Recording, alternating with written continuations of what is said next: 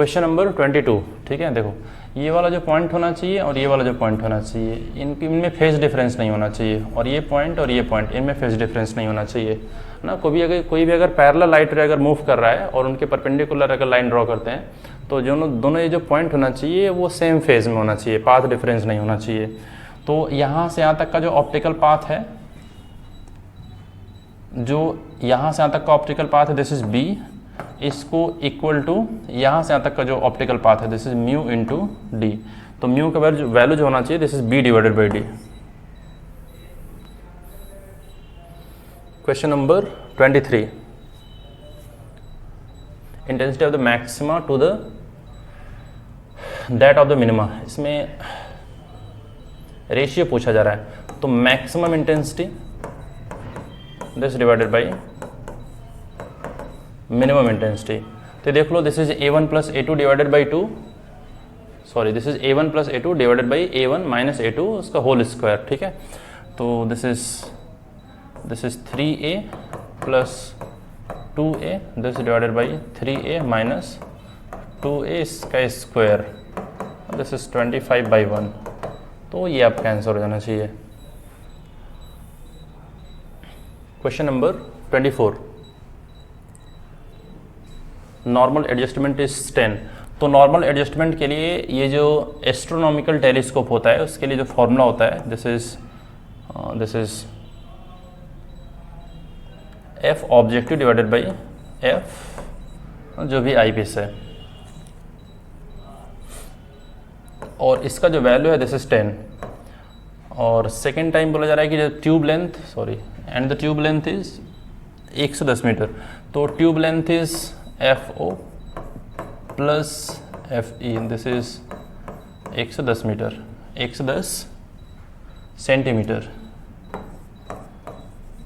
110 centimetre. तो यहाँ से सॉल्व करेंगे, FO का जो वैल्यू आना चाहिए दिस इज 100, एंड जो FE का वैल्यू आना चाहिए दिस इज 10 सेंटीमीटर, ऐसा, ठीक है।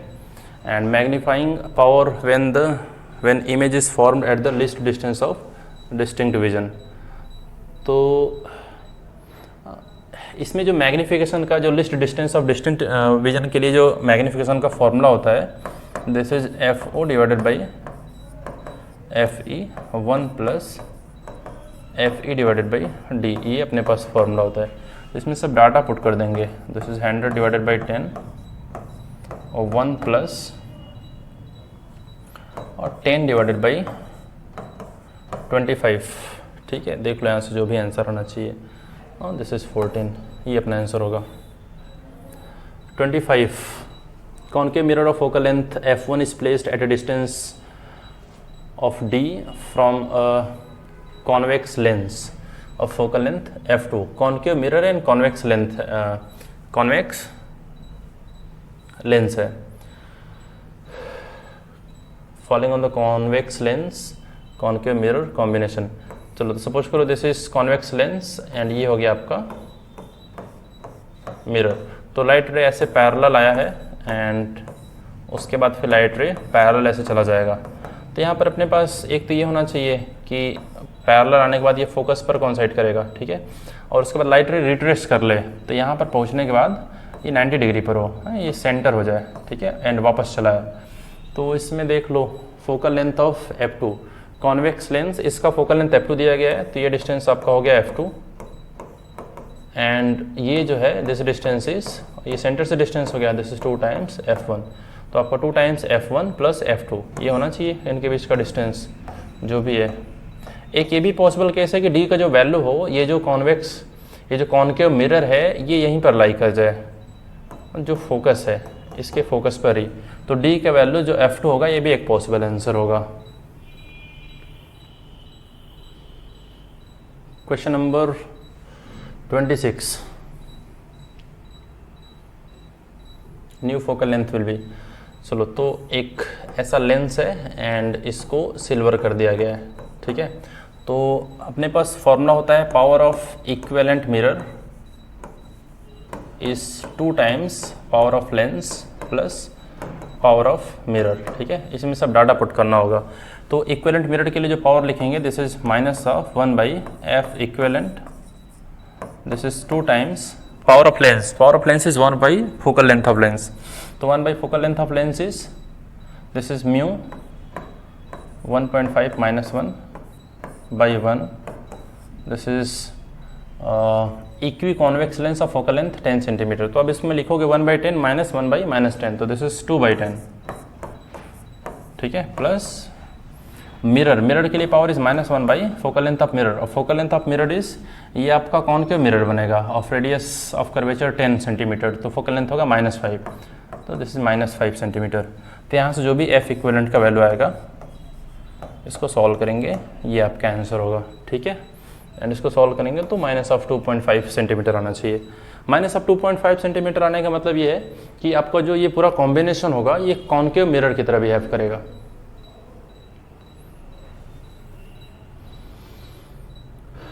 Question number 27. Axis of convex lens of focal length 25 centimeter. The real image is formed at a distance 75 centimeter from the lens. The size of the image. तो जो image है उसका distance दिया हुआ है 75 centimetre from the lens and real image है तो ज़रूर ये बिहाइंड द लेंस बना होगा. अपने पास फॉर्मूला है 1/v minus 1/u is 1/f. ऐसा यहाँ से 1/u का वैल्यू लिखें. This is 1/v minus 1/f. ठीक है. एंड जो 1/u का वैल्यू होगा this is f minus v this divided by v into F. ऐसा तो v/u का जो वैल्यू होना चाहिए और v/u का जो वैल्यू होना चाहिए this is f minus v divided by F. और माइनस साइन अगर लगा देंगे तो this is magnification is minus of v/u.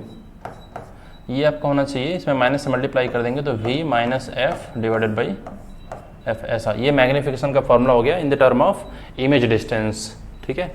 तो जो इमेज बन रहा है 75 सेंटीमीटर पे बन रहा है तो 75 minus focal length convex lens है तो positive focal length is 25. This divided by F का वैल्यू इज 25. ये आपका मैग्निफिकेशन हो गया. तो magnification is 2. Magnification is 2. Magnification 2 इसका मतलब कि इमेज साइज जो होना चाहिए वो 2 टाइम्स होना चाहिए.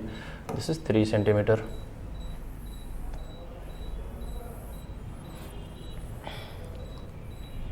सो क्वेश्चन नंबर 28. तो बोला जा रहा है कि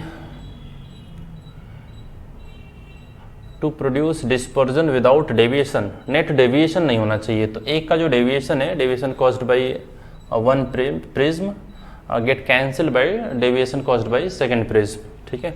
जो पहले वाला जो प्रिज्म है उसके लिए डेविएशन कितना होना चाहिए. This is 1.54 minus 1 mu minus 1 into A 5 degree. और यही बराबर होना चाहिए जो सेकंड वाला मिरर है वो जितना डेविएशन करे फर्स्ट वाले को कैंसिल कर दे. तो दिस इज सेकंड वाले की mu is 1.92 minus 1 and angle of the prism. ऐसा. ठीक है. Angle of the prism. तो यहाँ से सॉल्व करेंगे जो भी वैल्यू आएगा ये ऑलमोस्ट 3 डिग्री के आसपास आना चाहिए. Question number 29.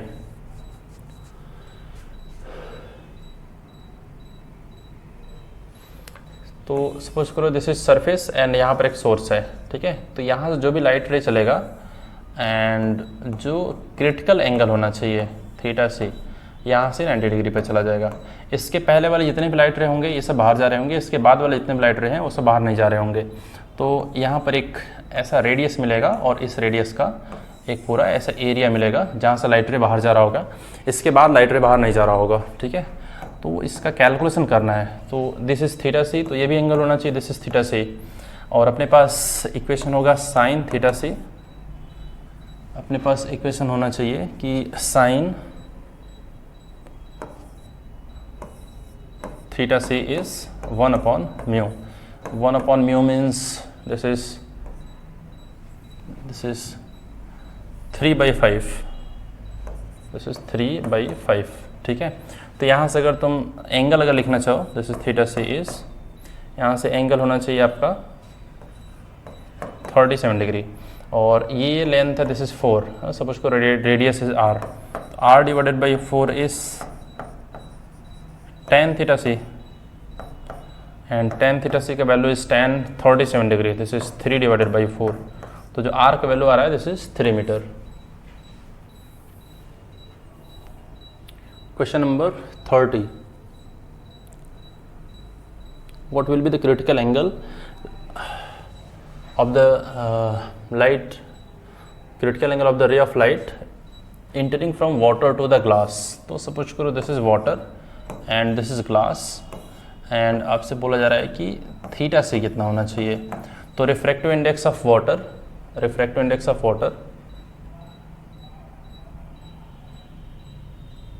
Entering water from the glass, जो हाई डेंसिटी से लो डेंसिटी में जाना चाहिए तभी इंटरनल रिफ्लेक्शन पॉसिबल है, ठीक है। तो entering water from the glass ऐसा है, हाँ। तो इसके लिए थीटा सी चाहिए।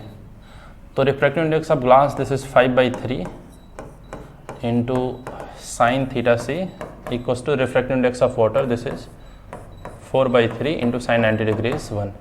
तो जो साइन थीटा सी का जो वैल्यू होना चाहिए दिस इज 4 डिवाइडेड बाई 5। तो साइन इनवर्स ऑफ 4/5 ये आपका आंसर होगा। Question number 31, a beam of electron is used in YDSC, slit width दिया गया d। इसमें पूछा गया कि if the velocity of the electron is increased. देखो वेलोसिटी अगर इंक्रीज करेंगे तो यहाँ पर इलेक्ट्रॉन है, ठीक है, ये लाइट रेज वगैरह नहीं है, ये इलेक्ट्रॉन है। तो इलेक्ट्रॉन के लिए जब हम लोग वेवलेंथ यूज करेंगे that is de Broglie wavelength. तो इसमें लिखना पड़ेगा de Broglie wavelength is this is h divided by p। तो जैसे स्पीड बढ़ाएंगे मोमेंटम बढ़ेगा एंड वेवलेंथ का वैल्यू जो होना चाहिए वो कम होना चाहिए। तो जो फ्रिंज विड्थ होता है, फ्रिंज विड्थ का वैल्यू इज जैसे lambda D divided by D. तो वेवलेंथ अगर घटेगा तो फ्रिंज विड्थ जो होगा ये भी डिक्रीज करेगा, तो ये करेक्ट है, ठीक है। फ्रिंज विड्थ इंक्रीज नहीं करेगा, no interference pattern is observe. तो इंटरफ्रेंस पैटर्न ऑब्जर्व होगा, ठीक है, बिकॉज जो पार्टिकल है वो वेव नेचर भी शो करेगा एंड वेव नेचर शो करेगा, दैट्स वाई इंटरफ्रेंस होगा। शिफ्ट फ्रॉम ओरिजिनल सेंटर तो शिफ्ट नहीं करेगा। Question number 32, total internal reflection occurs when light ray travel from the optical rare medium to optical denser medium. तो denser से rare जाना चाहिए। Light ray travel from the more optically dense medium to the less optically dense medium and angle of incidence is greater than critical angle. Critical angle से ज़्यादा होगा तभी internal reflection. जो question number 33 है, इसमें suppose करो कि ये कोई एक सोप फिल्म है। तो यहाँ से जो भी लाइट रे आ रहा है तो एक लाइट रे हो सकता है कि यहीं से रिफ्लेक्ट कर जाए, एंड और भी होता है कि लाइट रे यहाँ से रिफ्रैक्शन हुआ, आगे बढ़ा, उसके बाद फिर यहाँ से रिफ्लेक्शन हुआ एंड अगेन यहाँ से रिफ्रैक्शन हुआ और फिर यहाँ पर कहीं इंटरफ्रेंस हुआ। तो यहाँ पर कहीं इंटरफ्रेंस हुआ because of reflected ray and जो भी रिफ्लेक्शन हुआ, टोटल इंटरनल रिफ्लेक्शन हुआ और यहाँ से जो भी लाइट रे आया फाइनली उसके इंटरफ्रेंस से यहाँ पर जो भी मिनिमा या मैक्सिमा बनेगा। तो अलग अलग वेवलेंथ के जो लाइट रे रहेंगे वो अलग अलग तरीके से इंटरफ्रेंस होगा, मतलब उनका जो पोजीशन होगा वो डिफरेंट पोजीशन होगा, ठीक है। तो अलग अलग पॉइंट पर कलर्स अलग अलग दिखाई देंगे, उसी को बोल रहा है कि कलर अपीयरेंस होगा। तो ये होता है बिकॉज ऑफ इंटरफ्रेंस। यहाँ पर रिफ्रैक्शन भी हो रहा है, TIR भी हो रहा है, लेकिन इसके वजह से कलर नहीं दिखाई देगा, ठीक है। अलग अलग वेवलेंथ अलग अलग जहाँ पर मिनिमम मैक्सिमम बनाएंगे तो इसके करस्पॉन्डिंग कलर दिखाई देगा।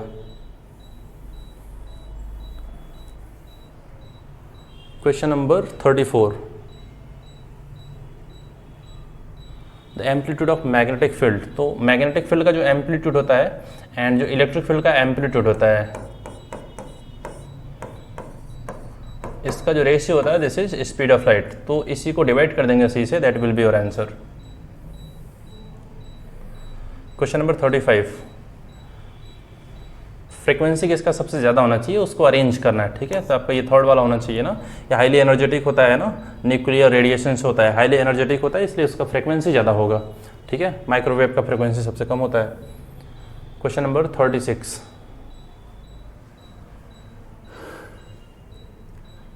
फ्रीक्वेंसी दिया गया है travel in the free space along the x direction at a particular point in the space and time the electric field 9.3 joule volt per metre along the positive y axis.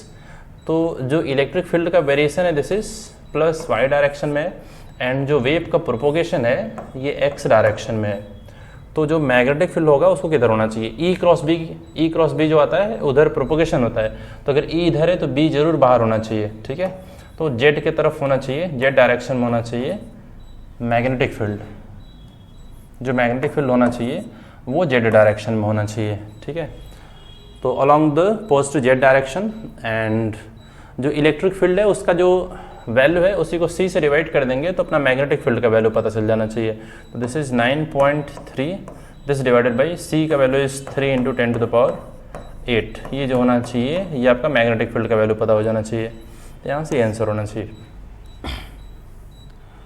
Question number 37, what is the intensity of the wave. Intensity के लिए अपने पास formula होता है, this is half of epsilon naught E naught square into c, ठीक है। यहाँ पर ये पीक वैल्यू है ना, एम्पलीट्यूड है, amplitude of the electric field. इसमें सब डाटा पुट कर देंगे, यहाँ से अपना आंसर मिलना चाहिए, ठीक है। This is half of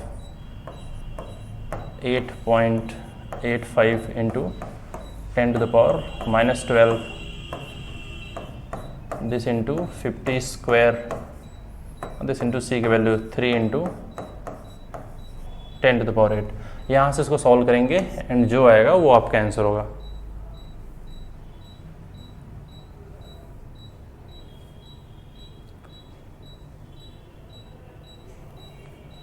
question number 38 is a property of electromagnetic wave are parallel to each other with phase difference 90 degree. तो पैरेलल नहीं, परपेंडिकुलर ऑसिलेट करते हैं ना, electric field and magnetic field perpendicular oscillate करते हैं and इनमें phase difference नहीं होता है, सेम फेज में होते हैं। Second one is the energy in the electromagnetic wave is divided equally into electric and the magnetic field vectors. ये ठीक है। The speed of the electromagnetic wave is higher in the liquid than in gases. तो gases में ज़्यादा होता है, liquid में कम होता है। Gamma rays travel faster in vacuum than the microwave. सब स्पीड ऑफ लाइट सी से ट्रेवल करते हैं, स्पीड इक्वल होता है।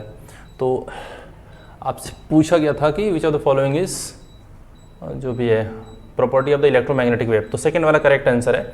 ये जो गामा रेज है ये इससे फास्टर नहीं ट्रेवल करेगा ना, दोनों स्पीड ऑफ लाइट से ही ट्रेवल करेंगे। Question number 39, electromagnetic wave travel through a medium which has the relative permittivity of 1.6 and a relative permeability of 1.9। तो जो म्यू का वैल्यू हम लोग लिखते हैं refractive index, this is under root of mu R and epsilon R, ठीक है। Relative permeability into relative permittivity, तो जो म्यू का वैल्यू है this is under root of 1.6 into this is 1.9, ठीक है। तो ये देख लो जितना भी आना चाहिए, this is almost 2 into 1.6 1.5 that is 3 point something, तो √3 के आसपास आना चाहिए। And the speed of the electromagnetic wave this is c divided by mu, तो c को √3 से डिवाइड करोगे, ये ऑलमोस्ट आ रहा है, this is almost under root of 3, ठीक है। एंड जो स्पीड होना चाहिए वो होना चाहिए c डिवाइडेड बाई √3, तो √3 10⁸ उसके आसपास, ये अपना आंसर होना चाहिए। Question number 40, the ratio of amount of scattering is inversely proportional to the 4th power of wavelength, ठीक है। तो इनका रेशियो दिया गया है, दिस इज रेशियो इज 1/16, तो ये बराबर होना चाहिए, दिस इज λ2 डिवाइडेड बाई λ1 इसका पावर 4, तो λ1 बाई λ2 इज दिस इज 2/1, इसको याद रखना है, ठीक है। Question number 41, expression for the magnetic field. तो मैग्नेटिक फील्ड के लिए एक्सप्रेशन, तो मैग्नेटिक फील्ड का जो एम्पलीट्यूड होगा this is 6 divided by 3 into 10⁸, तो ये आ रहा है this is 2 into 10⁻⁻8, this is 10⁻⁻8, ये एम्पलीट्यूड हो गया। तो एम्पलीट्यूड इज 2 इंटू 10⁻⁸, एंड बाकी ये पूरा वैल्यू उतना ही रहेगा, ठीक है। एंड यहाँ से हम लोग प्रोपोगेशन देख लो, this is x, this is y and this is z। तो जो प्रोपोगेशन है वो नेगेटिव आई में है, इस डायरेक्शन में वेव प्रोपोगेट कर रहा है, एंड जो इलेक्ट्रिक फील्ड है वो आई की तरफ है, इधर आपका इलेक्ट्रिक फील्ड है। तो E cross B is propagation direction, E इधर हो गया तो B जरूर बाहर की तरफ होना चाहिए, ताकि E cross B is propagation direction, तो मैग्नेटिक फील्ड K की तरफ होना चाहिए। तो ये पूरा वैल्यू उतना ही रहेगा, दैट मीन्स ये एंड K कैप की तरफ होना चाहिए, माइनस के नहीं होना चाहिए, ठीक है। तो third one is your answer. Question number 42, इसमें बोला जा रहा है कि ये जो R/2 बोला जा रहा है कि जो R/2 से लेकर के R तक का ये जो रीजन है, ठीक है, ये जो रीजन है, इसमें से कितना डिस्प्लेसमेंट करंट पास हो रहा होगा। तो जो भी कंडक्शन करंट रहेगा, पूरा जो टोटल डिस्प्लेसमेंट करंट रहता है उसी के बराबर होता है। तो जो पूरा एरिया होगा दैट इज πr², इसमें से I करंट पास कर रहा है ना, ठीक है। जो भी कंडक्शन करंट है वो पूरा का पूरा जो डिस्प्लेसमेंट करंट होगा उसी के बराबर होता है। और पूछा जा रहा है कि R/2 से लेकर के R तक के बीच में जो एरिया होगा उससे डिस्प्लेसमेंट करंट कितना पास हो रहा होगा। तो मतलब कि πr² माइनस πr/2², ठीक है, इतने एरिया में से कितना करंट पास हो रहा होगा। तो दिस इज 3/4 πr², इतने टोटल एरिया में से I करंट पास हो रहा है, तो इतने एरिया में से करंट कितना पास होना चाहिए, दिस इज I × 3/4, ये अपना आंसर होना चाहिए। Question number 43, electromagnetic wave of frequency this passes from vacuum to a dielectric medium, permittivity is 4। तो जो म्यू का वैल्यू हम लोग लिखते हैं, this is relative permeability into relative permittivity, इसका वैल्यू ऑलमोस्ट 1 रहता है मोस्ट ऑफ द मटेरियल के लिए, ठीक है, ये चेंज नहीं होता है, ऑलमोस्ट इसका वैल्यू 1 रहता है, ठीक है। अलग अलग मटेरियल के लिए, कुछ मटेरियल के लिए चेंज भी करता है, बट ऑलमोस्ट मैक्सिमम मटेरियल के लिए इसका वैल्यू 1 ही होता है। और इसका वैल्यू है 4, दिस इज़ 4। तो आपका जो रिफ्रैक्टिव इंडेक्स आ रहा है दिस इज़ 2। तो रिफ्रैक्टिव इंडेक्स 2 आ रहा है, इस हिसाब से देख लो, ठीक है। तो रिफ्रैक्टिव इंडेक्स 2 टाइम्स स्पीड कितना हो जाना चाहिए, स्पीड हाफ हो जाना चाहिए, दैट मीन्स फ्रिक्वेंसी तो चेंज करेगा नहीं, एंड वेवलेंथ हाफ हो जाना चाहिए, wavelength is half and frequency remain unchanged. Question number 44, तो सपोज करो एक सोर्स है और इससे r डिस्टेंस अवे जो एम्पलीट्यूड ऑफ इलेक्ट्रिक फील्ड है उसको कैलकुलेट करना है। तो इंटेंसिटी का फॉर्मूला लिख देंगे, power divided by 4πr², this is intensity, r distance away, ठीक है।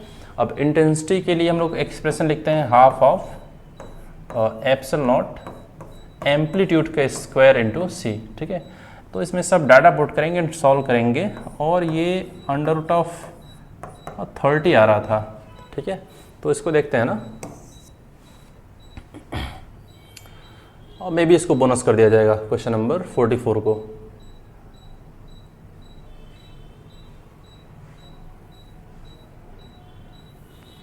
एंड क्वेश्चन नंबर 45, तो इसमें मैचिंग करना है, देख लो इसको, ठीक है। तो बाकी किसी क्वेश्चन में डाउट होगा तो उसको सेपरेटली पूछ लेंगे, ठीक है। Thank you.